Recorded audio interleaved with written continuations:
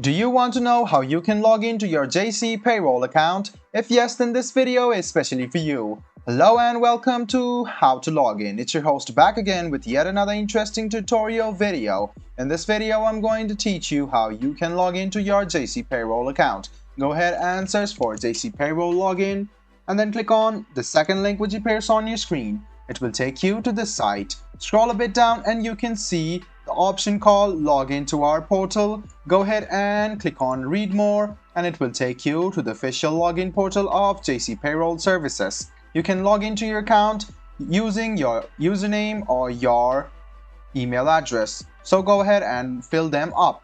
Go ahead and write down your username or email address associated with your account on JC Payroll and go to the password section, write down your password and then check your password by clicking on this icon over here. The final step is to click sign in. After you click sign in, you can successfully sign in to your JC Payroll account. If you have any confusion and have forgotten your password, this is the link for you to follow. Write down your email address, click reset password, a mail will be sent to you by JC Payroll and you can follow the link, click on the reset link and you can easily log into your JC Payroll account once again. I hope this video was helpful for you. If you still have any kind of confusion, please do mention us on the comment section down below.